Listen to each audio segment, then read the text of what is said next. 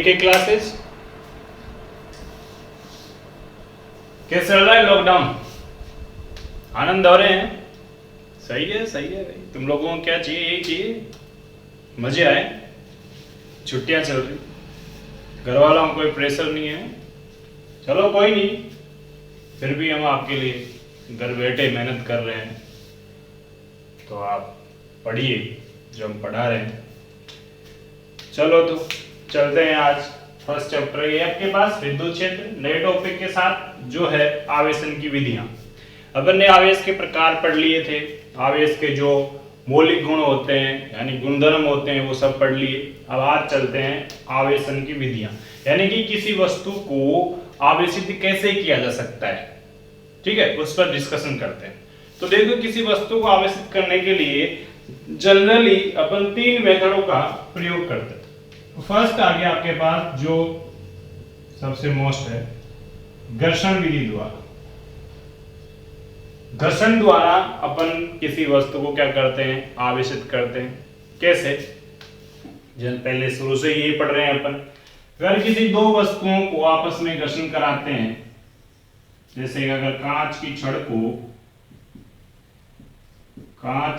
को अगर अपन किसी रेशम से रगड़ते हैं तो क्या होता है? कांच की छड़ से कुछ इलेक्ट्रॉन निकलकर कहां पर पहुंच जाते हैं? रेशम पर, जिससे रेशम क्या हो जाता है? ऋणावेशित, और कांच की छड़ क्या हो जाती है? धनावेशित। ठीक है, एक तो आवेशन की सीधी विधि है घर्षण विधि द्वारा, यानी जब 2 वस्तुओं को आपस में रगड़ा जाता है तो किसी एक वस्तु से इलेक्ट्रॉन निकलकर दूसरी वस्तु पर पहुंच जाते हैं, जिससे एक वस्तु ऋणावेशित और दूसरी वस्तु बराबर परिमाण में क्या हो जाती है? धनावेशित। क्योंकि जितने इलेक्ट्रॉन निकलकर इस पर जाएंगे, इसका मतलब है इसके इलेक्ट्रॉनों की उतनी ही क्या होगी? कमी होगी। दूसरी जो आती है वो है चालन द्वारा। चालन द्वारा भी आप किसी वस्तु को क्या कर सकते हो? आवेशित कर सकते हो। किस तरह से? देखिएगा, चालन के द्वारा अगर आप किसी वस्तु को आवेशित करने हो तो फर्स्ट चीज तो दोनों को संपर्क में लानी पड़ेगी। मान लो कि आपके पास कोई वस्तु है जिस पर आवेश है पॉजिटिव, ठीक है, और एक दूसरी वस्तु है जो उदासीन है, कोई आवेश नहीं है, इस पर कोई आवेश नहीं है। मैं चालन विधि द्वारा इस वस्तु को आवेशित करना चाहता हूं, तो क्या करूंगा? देखिए, ये आवेश अपने खुद के ही प्रतिकर्षण या आकर्षण के कारण प्रतिकर्षण के कारण ज्यादा से ज्यादा दूरी पर जाने की कोशिश करता है। जैसे ये कोई वस्तु है, इस पर चारों तरफ क्या है? कोई आवेश है। इसके बारे में डिस्कशन में अलग से करूंगा कि आवेश बाहर ही क्यों आता है, किस तरह भी। इतना ध्यान रखो कि आवेश खुद के प्रतिकर्षण के कारण, जैसे प्लस अपने प्रतिकर्षण कारण अपने से दूर, जितनी ज्यादा दूर जाएगा उतनी ज्यादा दूर जाने क्या करता है? वो कोशिश करता है, दूर रखने की कोशिश करता है। तो ये पॉजिटिव चार्ज वाली कोई आवेशित वस्तु है और ये क्या है? उदासीन है। दोनों को क्या कराया गया? संपर्क में लाया गया, यानी कि दोनों को क्या किया गया? इस तरह से संपर्क में लाया गया। तो आवेश की खुद की प्रकृति के कारण, यानी प्रतिकर्षण की प्रकृति के कारण, ये क्या करेगा? इस पर भी फैल जाएगा, इस तरह से, ठीक है। जब आप इन दोनों को अलग अलग करोगे तो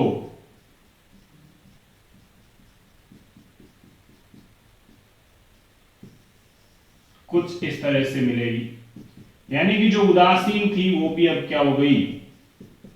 आवेशित हो गई। किससे? धन आवेश। वापस देखिएगा, चालन विधि में क्या होता है? 2 वस्तुओं को संपर्क में लाना आवश्यक है। एक आवेशित होनी चाहिए, दूसरी आवेशित हो या उदासीन हो, उससे कोई फर्क नहीं पड़ेगा। पहली चीज तो दोनों को अगर संपर्क में लाएंगे तो आवेश क्या करेगा? अपनी प्रकृति के कारण, क्योंकि प्रकृति क्या होती है? अपने से दूर फैलने की। क्योंकि प्लस और प्लस में अपनों को पता है क्या होता है? प्रतिकर्षण होता है, तो दूर जाने की कोशिश करेगा। इस वजह से दूसरी वस्तु पर जो उदासीन थी उस पर भी ये आवेश क्या हो जाएगा? फैल जाएगा। जब दोनों को अलग अलग करेंगे तो ये आवेश बना रहेगा, और जहां से इनको अलग अलग किया वापस पूर्ण रूप से क्या हो जाएगा, उस पर फैल जाएगा, यानी दोनों वस्तुएं क्या हो जाएगी, आवेशित हो जाएगी। अब ये आवेश का मान कम होगा ज्यादा होगा ये बताओ। देखो मान लो इस पर आवेश था Q और इस पर आवेश है कोई आवेश नहीं, 0, ठीक। अब जब Q आवेश वाली वस्तु को किसी शून्य आवेश वाली वस्तु के संपर्क में लाते हैं तो यह आवेश क्या हो जाता है, बट जाता है, दोनों में बराबर भागों में बट जाएगा, क्योंकि Q आवेश था, ये उदासीन थी, तो क्या हो जाएगा, बराबर भागों में बट जाएगा। और जब इनको अलग अलग करेंगे तो दोनों पर क्या रहेगा, बराबर आवेश ही रहेगा। कहने का मतलब है कि अगर किसी वस्तु को, उदासीन वस्तु को किसी आवेशित वस्तु के संपर्क में लाते हैं तो उस पर जो आवेशित वस्तु थी उस पर जो भी आवेश की प्रकृति थी उसी आवेश के रूप में सामने वाली दूसरी वस्तु क्या हो जाती है, आवेशित हो जाती है। अगर ये धन आवेशित है तो ये भी क्या होगी, धन आवेशित होगी। अगर ये ऋण आवेशित है तो दूसरी भी क्या होगी, ऋण आवेशित ही होगी, ठीक है। अब अगर आप बांटना चाहो तो एक फॉर्मूले के रूप में बांट सकते हो, किस तरह से, जैसे मान लो कि चालन के कारण जो नया आवेश आया वो कितना होगा, तो चालन के कारण जो नया आवेश मान लो कितना आया, Q डैश आया, ठीक है। इस पर जो आवेश मान लो कितना आया, Q डैश आया, इस तरह से।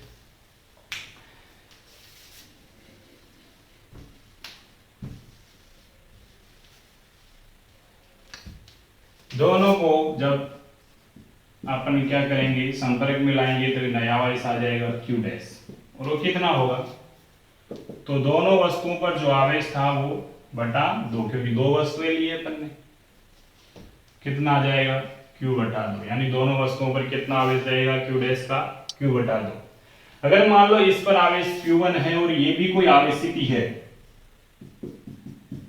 मान लो ये भी क्या है, कोई आवेशित ही है Q2, तो नया आवेश कितना होगा, तो कोई दिक्कत नहीं है, Q1 प्लस Q2 बटा 2, ये क्या आ जाएगा, नया आवेश आ जाएगा। अब यह कंफ्यूज नहीं होना है कि मान लो सर ये तो पॉजिटिव हो और ये क्या हो, नेगेटिव हो, तो कोई दिक्कत नहीं, आप यहां क्या कर देना है, इसको नेगेटिव कर देना, ठीक है। मान लेते हैं कि ये 5 कूलम आवेश से आवेशित वस्तु है प्लस के, और ये मान लेते हैं कि माइनस के 3 कूलम आवेश से आवेशित वस्तु है। दोनों को संपर्क में लेकर आए और फिर वापस दोनों क्या कर दिया गया, दूर हटा दिया गया, तो नया आवेश क्या होगा, तो कोई दिक्कत नहीं, अपनों को पता है कि माइनस है तो माइनस करेंगे, तो Q1 कितना आपके पास 5 प्लस Q2 कितना है, माइनस का 3, तो माइनस का 3 बटा 2, यानी कि 2 बटा 2, यानी कि कितना, 1 कूलम, 1 कूलम आवेश आ जाएगा। तो चालन के द्वारा भी अपन क्या कर सकते हैं, किसी दो वस्तुओं को आवेशित कर सकते हैं। 2 की जगह 3 भी हो कोई दिक्कत नहीं, अगर 3 होगी तो यहाँ पर प्लस 3 कर लेंगे, 4 होगी तो प्लस 4 करके 4 का भाग दे देंगे, ठीक है। चलो तो अगले मेथड पे चलते हैं अपन इसके, जिसका नाम बार बार आएगा, देख लेना पूरे फिजिक्स के अंदर। जो तीसरा आता है प्रेरण द्वारा आवेशन, किसी वस्तु को प्रेरण द्वारा कैसे आवेशित किया जा सकता है, तो प्रेरण द्वारा, तीसरी विधि है प्रेरण द्वारा। देखो घर्षण विधि में अपन ने क्या किया था, दो वस्तुओं को आपस में रगड़ा था, ठीक।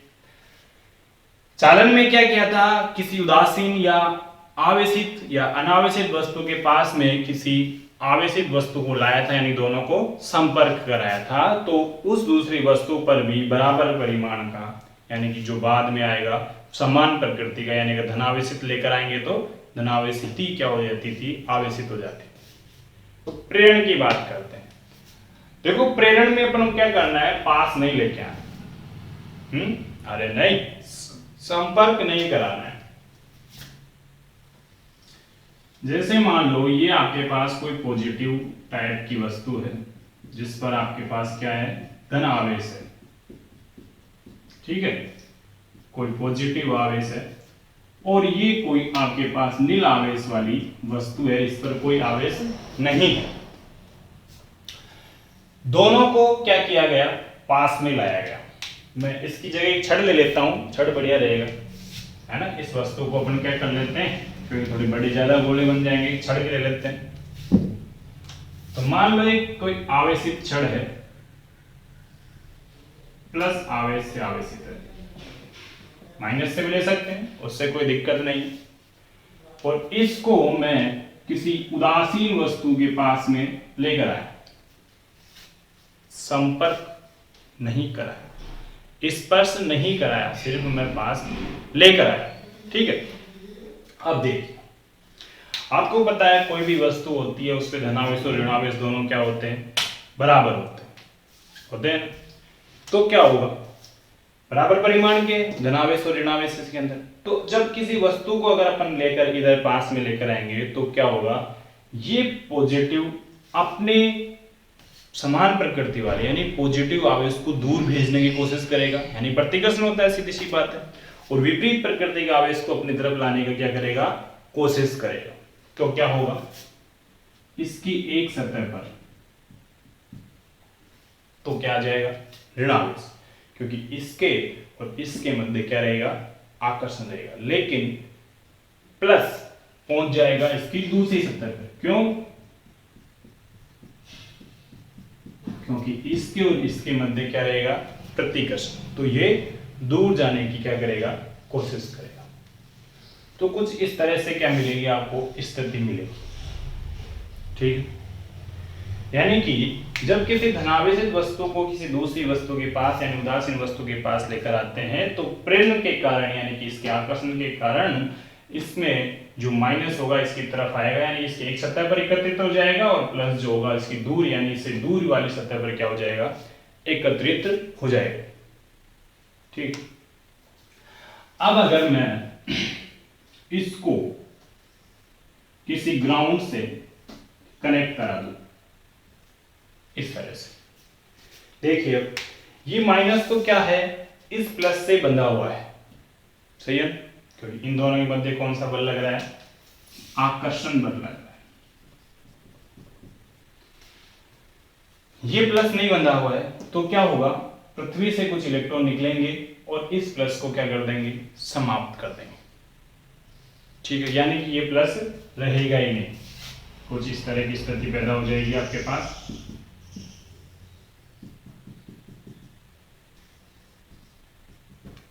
इस तरह से प्लस क्या होगा, कुछ इलेक्ट्रॉन पृथ्वी से निकलकर क्या करेंगे, इसको समाप्त कर देंगे, ठीक है। क्या बचेगा, सिर्फ माइनस बचेगा, कोई दिक्कत।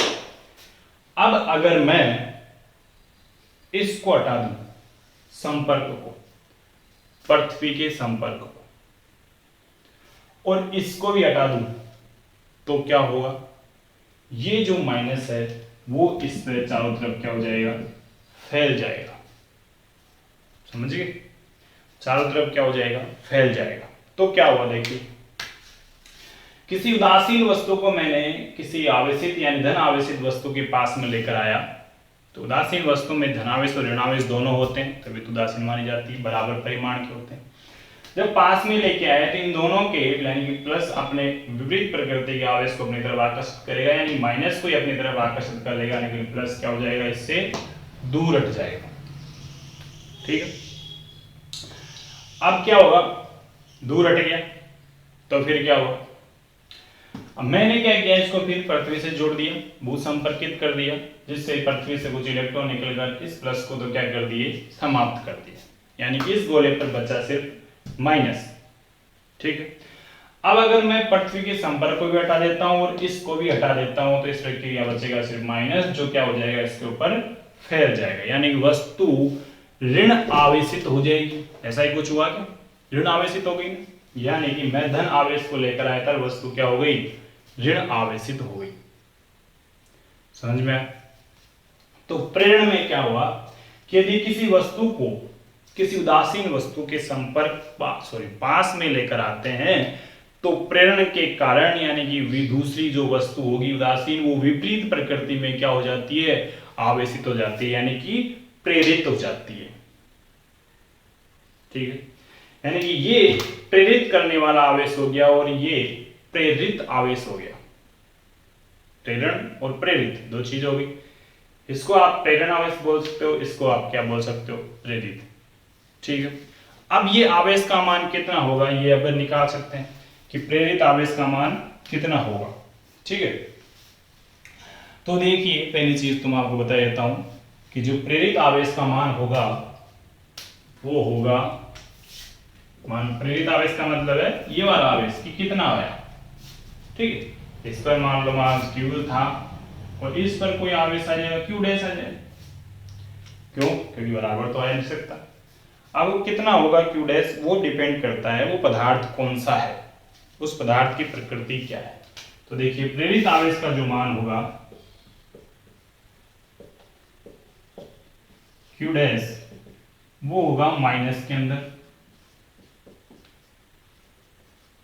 अब देखिए आपको फॉर्मूला देखना है किस तरह से आया किस तरह से नहीं आया, उस पर नहीं जाना है, सीधा सीधा समझा देता हूं आपको।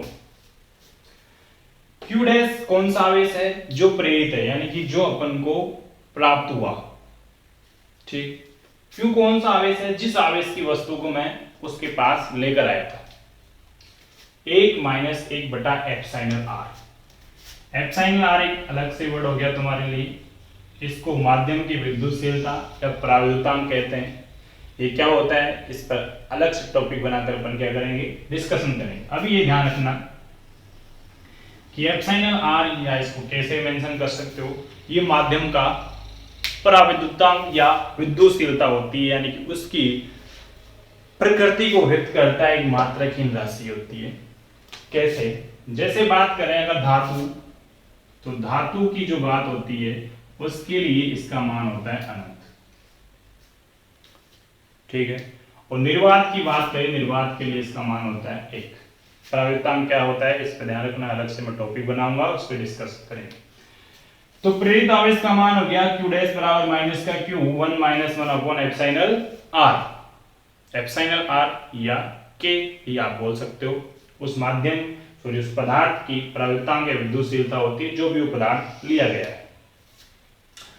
माइनस का तो इसलिए क्योंकि अपन ने धनावेशित वस्तु लेके आए थे और इधर वस्तु क्या हो गई, ऋण आवेशित हो गई, इसलिए क्या माना जाएगा, माइनस का चिन्ह अपन लगाएंगे।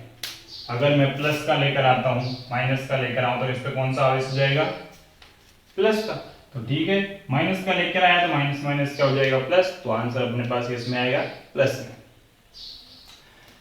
मान लो मैं 5 कूलाम आवेश लेकर आता हूं, तो और वस्तु आपके पास कोई धातु है, तो कितना होगा प्रेरित आवेश, तो ठीक है 5 कूलाम का लेकर आया मैं, 5 1 माइनस 1 अपॉन एप्सिलॉन, मतलब हो गया 0, यानी कि दूसरी वस्तु पर आवेश कितना आया, माइनस का 5 कूलाम। ठीक, जितना मैं लेकर आया था उतना ही आया, लेकिन प्रकृति में क्या रहा, विपरीत रहा। ठीक है, चालन में क्या हुआ था, आधा हो गया था, इसमें आधा नहीं हुआ, उतना ही आया। डिपेंड करेगा ये आपके पास पदार्थ कौन सा है उस पर। अगर धातु की बात करें तो कोई बीच में कंजक्शन नहीं होता, किस तरह की कोई हानि नहीं होती, जितना आवेशित वस्तु लेकर आते हैं दूसरी वस्तु उतने कोई क्या करती है, आवेशित करती है। क्योंकि आपको पता है कि ऋणावेश और धनावेश दोनों बराबर मात्रा में होते हैं। अगर आप ऋणावेश को हटा भी धनावेश को हटा भी देते हो तो क्या बचता है, ऋणावेश तो बराबर रहेगा, यानी कि आवेश की कोई हानि नहीं होगी। तो ये आवेश की आपके पास 3 विधियां हो जाती है, घर्षण द्वारा, चालन द्वारा और प्रेरण द्वारा। वापस बता देता हूं शॉर्ट में। घर्षण में आप 2 वस्तुओं को रगड़ोगे तो वस्तु आवेशित होगी। चालन के अंदर 2 वस्तुओं को संपर्क में लेकर आओगे, चिपकाओगे, स्पर्श कराओगे तो वस्तु आवेशित होगी। प्रेरण के अंदर आप 2 वस्तुओं को चिपकाओगे नहीं, सिर्फ पास पास लेकर आओगे तो वस्तु क्या होगी, आवेशित होगी। किस तरह से होगी, ये हो जाएगी। अब इन पर एक एक पर वापस से डिस्कशन कर देता हूं, मैं कुछ लिख लेता हूं, लिख देता हूं, तो लोग उसको नोट कर लेना। ठीक है, फिर इन पे क्वेश्चन करेंगे अपन। तो पहली हेडिंग डालो तुम, देखिएगा आवेशन की विधि आपके पास कितने प्रकार की होगी, मुख्य रूप से 3 प्रकार की। कौन कौन सी, घर्षण विधि द्वारा आवेशन, चालन विधि द्वारा आवेशन, प्रेरण विधि द्वारा आवेशन। घर्षण विधि द्वारा देखो जब दो या दो से अधिक वस्तुओं को आपस में रगड़ा जाता है तो वस्तु के मध्य इलेक्ट्रॉन का विनिमय होता है, यानी कि अगर अपन एग्जांपल की बात करें इस तरह समझे कि मान लो एक वस्तु आवेशित है, दूसरी वस्तु क्या है, उदासीन है, इस पर प्लस आवेश दिया गया है और इस पर कोई आवेश नहीं दिया गया है। इन दोनों को अगर अपन संपर्क में लेकर आएंगे तो ये प्लस आवेश भी इस पर क्या हो जाएगा, वितरित हो जाएगा कुछ इस तरह से। दोनों पर आवेश जितना भी होगा वो जगह होगी आगे पहुंच जाएगा। तो विचारण की बात कर रहे हैं अपन, जैसे एक सिरे को अगर अपन किसी रोड को गर्म करते हैं पानी के किसी आग के अंदर, तो दूसरा सिरा धीरे धीरे क्या हो जाता है, गर्म हो जाता है, क्योंकि चालन विधि द्वारा वहां से ऊष्मा क्या हो जाती है, ऊपर पहुंच जाती है। वैसे ही ये आवेश इस पर क्या हो जाएगा, वितरित हो जाएगा। जब दोनों को अलग अलग करेंगे तो दोनों पर समान परिमाण का क्या आ जाएगा, आवेश आ जाएगा, लेकिन प्रकृति क्या रहेगी, समान रहेगी। अगर एक उदासीन है और एक आवेशित है तो आपके पास जो नया आवेश आएगा दोनों वस्तुओं पर ये होगा Q + 0/2। अगर दोनों ही मान लो आवेशित है, ये इस पर Q1 आवेश है, इस पर Q2 आवेश है, तो कोई दिक्कत नहीं है, Q1 + Q2/2। ठीक है, न्यूमेरिकल करते हैं इस पर एक, जो तुम खुद करोगे, आंसर दोगे मेरे को इसका। ठीक है, तो क्वेश्चन क्या है आपके पास, यदि दो वस्तुएं जिन पर आवेश क्रमशः 50 माइक्रोकूलम - 20 माइक्रोकूलम हो और उन्हें संपर्क में लाकर कुछ समय पश्चात क्या कर दिया जाए, पृथक कर दिया जाए, तो प्रत्येक वस्तु पर आवेश का मान क्या होगा, नया आवेश क्या होगा, यानी चालन द्वारा जो दोनों वस्तुओं पर आवेश आएगा नया Q डैश का मान, वो तुमको निकालना है। ठीक है, आंसर मेरे को कमेंट बॉक्स में देना। हम अपन चलते हैं इसकी तीसरी विधि। ठीक है, तो तीसरी विधि कौन सी है आपके पास, प्रेरण द्वारा आवेशन। प्रेरण द्वारा मैंने तुमको बताया था कि दो को वस्तुओं को स्पर्श नहीं करवाना। ठीक है, तो जब किसी आवेशित वस्तु को या आवेशित वस्तु के समीप अन्य किसी उदासीन या अनावेशित वस्तु को लाया जाता है तो उदासीन वस्तु पर विपरीत प्रकृति का आवेश उत्पन्न हो जाता है। यहाँ पर बराबर परिमाण नहीं लिखेंगे क्योंकि परिमाण भी अलग अलग हो सकता है। धातुओं के लिए तो उतना ही होगा, लेकिन धातु की जगह कोई और दूसरा माध्यम हो तो और फिर उसके लिए क्या हो जाएगा, अलग अलग हो जाएगा, इसलिए अपन परिमाण बराबर नहीं लिखेंगे। प्रेरित आवेश आपके पास कितना होगा, वो होगा -Q1 - 1/K। K प्रावृत्तांक है, इसको आप εr भी लिख सकते हो। अलग अलग पदार्थों के लिए अलग अलग होता है इसका मान, वो मैं लिखवा दूंगा। तो ये हो गया प्रेरित आवेश। अब इसको समझ लेते हैं कुछ स्टेप में, थ्योरी तो लिखवा रहा नहीं इसकी। कोई उदासीन गोला लेते हैं एक और एक धनावेशित छड़ लेते हैं। धनावेशित छड़ को उदासीन गोले के पास लेकर आते हैं पहले स्टेप के अंदर, तो क्या होगा, जो धनावेशित छड़ होगी वो अपनी विपरीत प्रकृति आवेश को अपनी तरफ आकर्षित करेगी, यानी इस गोले के माइनस को अपनी तरफ आकर्षित कर लेगी, प्लस इससे क्या हो जाएगा, दूर हो जाएगा प्रतिकर्षण के कारण। नेक्स्ट स्टेप में आपको इस सरफेस को क्या करना है, इस पृष्ठ को कटेज करवा देना है जमीन से, पृथ्वी से। पृथ्वी से इलेक्ट्रॉन निकलेंगे, इस प्लस को समाप्त कर देंगे, माइनस इसके आकर्षण द्वारा बंधा रहेगा, इसलिए ये जा नहीं सकता। नेक्स्ट स्टेप में आप पृथ्वी को हटा दोगे, इसको रखे रहोगे ऐसे कैसे, माइनस अभी भी प्लस से क्या हुआ है, बंधा हुआ है, प्लस खत्म हो चुका है। अब इसको भी हटा देंगे तो ये माइनस क्या हो जाएगा, इस गोले पर समान रूप से क्या हो जाएगा, वितरित हो जाएगा, यानी कि जो उदासीन था वो क्या हो जाएगा, ऋण आवेशित हो जाएगा। क्वेश्चन आ सकता है कि प्रेरण के द्वारा किसी वस्तु को ऋण आवेशित कैसे करेंगे,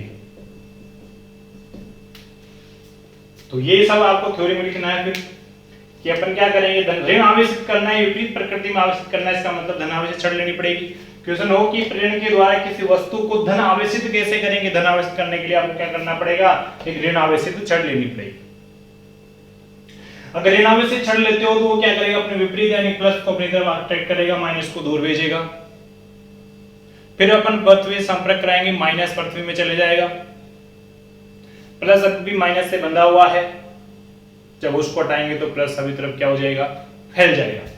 तो वो तुमको लिखना है, मेरे को बताना है डायग्राम कॉपी के अंदर पेज के ऊपर बना के इस तरह से स्टेप में मेरे को सेंड करना है व्हाट्सएप पे या कमेंट किसी पे ऊपर कि किसी वस्तु को धन आवेशित कैसे करेंगे प्रेरण के द्वारा।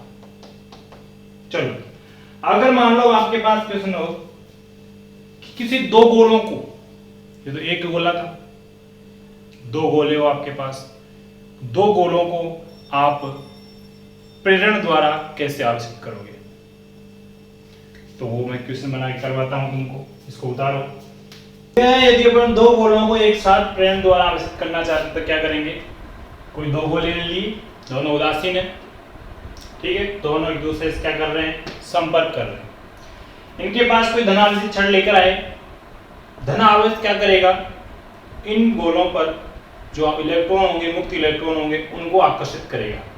तो आकर्षण के कारण इन दोनों गोलों पर भी दोनों संपर्क में है, इलेक्ट्रॉन क्या होंगे? इस सतह पर एकत्रित हो जाएंगे और प्रतिकर्षित होकर प्लस क्या होंगे? दूसरी सतह पर एकत्रित हो जाएंगे। ये प्रक्रिया तात्कालिक होती है, यानी कि तुरंत होती है, टाइम नहीं लगता है इसके अंदर, और तुरंत एक संतुलन हो जाता है, यानी जब तक कोई आकर्षण बल नहीं लगता। फिर बाद में इनमें क्या हो जाता है? जब आकर्षण बल संतुलित हो जाता है, क्योंकि अट्रैक्ट करते हैं, जब इलेक्ट्रॉनों को अट्रैक्ट कर लेंगे, आकर्षण बल संतुलित हो जाएगा, तो फिर कोई प्रक्रिया मतलब रुक जाएगी। फिर तो एक सतह पर इलेक्ट्रॉन हो जाएगा, एक सतह पर क्या आ जाएगा? धनावेश आ जाएगा, ठीक है। नेक्स्ट स्टेप में अपन क्या करेंगे? इन दोनों गोलों के मध्य कुछ दूरी कर देंगे, थोड़ी सी कुछ दूरी कर देंगे, लेकिन छड़ को हटाएंगे नहीं, ठीक है। छड़ को नहीं हटाएंगे, छड़ को अपन क्या करेंगे? हटाएंगे नहीं। अगर छड़ को हटाएंगे नहीं तो इनमें फिर भी क्या होंगे? ये बंधे रहेंगे। नेक्स्ट स्टेप में अगर अपन छड़ को हटा देते हैं तो दोनों गोलों पर विपरीत प्रकृति का आवेश है, यानी दोनों में क्या होगा? आकर्षण होगा, जिस वजह से माइनस इधर आ जाएगा, प्लस इधर आ जाएगा। अल्प दूरी रहेगी दोनों गोलों के मध्य। अगर अपन दूरी को अधिक कर दिया जाए तो फिर ये आ जाएगा, प्लस और माइनस दोनों उत्पन्न हो जाएंगे, यानी कि दोनों गोले क्या हो जाएंगे? आवेशित हो जाएंगे, लेकिन दोनों पर आवेश का मान क्या रहेगा? विपरीत, लेकिन उतना ही रहेगा जितना क्या किस पर था? छड़ पर था। यानी कि छड़ पर जो आवेश था उतना ही परिमाण में माइनस आवेश इस पर रहेगा, उतना ही परिमाण में प्लस आवेश क्या रहेगा? दूसरे गोले पर रहेगा। तो इस तरह से अपन दो गोलों को एक साथ भी क्या कर सकते हैं? प्रेरण द्वारा आवेशित कर सकते हैं। समझ गए? बना लो इसको। अब करते हैं अपन इस पर कुछ क्वेश्चन, ठीक है। तो क्वेश्चन है आपके पास, यदि 2 माइक्रोकूलम से आवेशित वस्तु को अभ्रक के माध्यम में रख दिया जाए, अभ्रक के अंदर, और उसका प्रवृत्तांक दे रखा है कितना? k बराबर 6 रख दिया जाए तो प्रेरित आवेश का मान कितना होगा? तो देखिए इधर k यानी कि एप्सिलॉन यानी कि प्रवृत्तांक कितना होता है अभ्रक का? 6। प्रेरित आवेश ज्ञात करना है तो अपन को पता है कि चूंकि प्रेरित आवेश जो होता है क्या होता है? माइनस का क्यूब 1 माइनस 1 बटा एप्सिलॉन r। देखिए इधर तो माइनस क्यूब कितना आवेश है? प्रेरण आवेश कितना है? 2 माइक्रोकूलम, तो 2 माइक्रो 1 अपॉन एप्सिलॉन r का मान कितना? 6, तो 6 माइनस 1 यानी 5 बटा 6, तो 2 गुणा 5 बटा 6 माइक्रोकूलम यानी कि 10 बटा 6 माइक्रोकूलम, ठीक है। यानी कि कितना? भाग दे लो 1.40 में 6 बार, ठीक है, फिर 6, यानी इस तरह से। तो कितना जाएगा? 1.66 माइक्रोकूलम आपके पास क्या जाएगा? आंसर आ जाएगा। माइनस में आएगा, प्रकृति विपरीत रहेगी, यानी कि आवेश का मान बदल गया ना। देखो इधर कितना था? 2 माइक्रोकूलम, लेकिन अब कितना हो गया? 1.66 माइक्रो कूलम। चेंज हो गया, कुछ परिवर्तन हो गया, जबकि चालन में ऐसा नहीं हो, चालन में उतना है जितना ही आएगा, ऐसा है क्या? वो डिवाइड हो जाएगा। यहाँ धातुओं में उतना ही होगा, लेकिन अदरक हो गई, इसलिए क्या हो गया? चेंज हो गया। दूसरा क्वेश्चन देखो, यदि किसी पिंड से 1 सेकंड में, ये सेकंड है ना, 15 मत समझ लेना, 1 सेकंड में 10⁹9 इलेक्ट्रॉन निकाले जा रहे हैं, तो उससे 1 कूलम आवेश को निकालने में कितना समय लगेगा?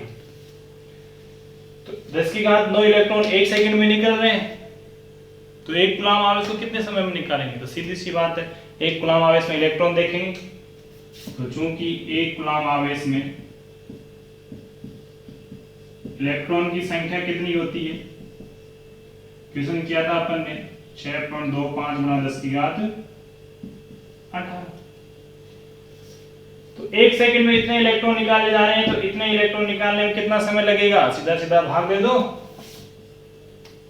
तो 6.25 × 10⁸18 बटा 10⁹9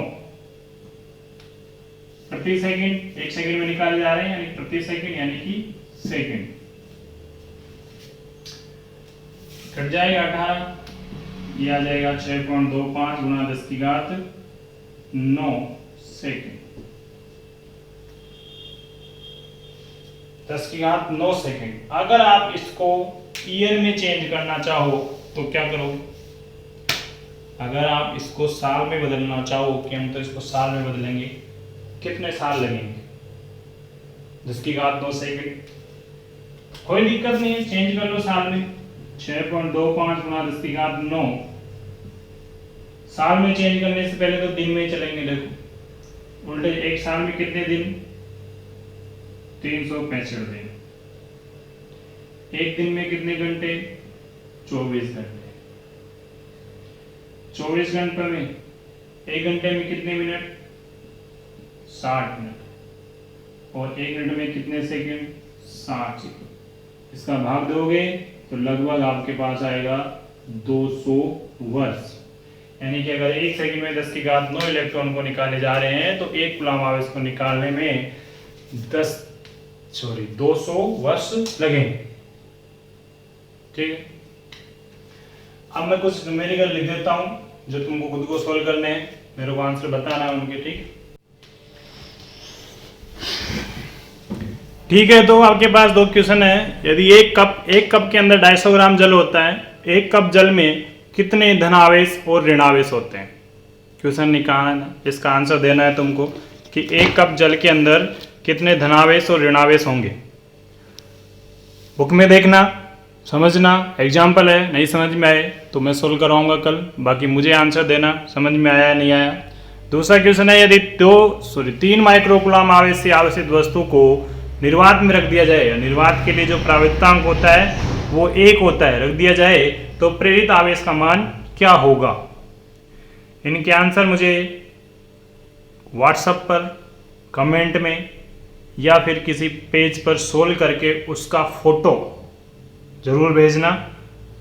जो सिर्फ इंटरेस्टेड हो, और लाइक शेयर के लिए तो मैं तुमको कहूँगा नहीं कि उससे कोई फायदा है नहीं। तुम लोग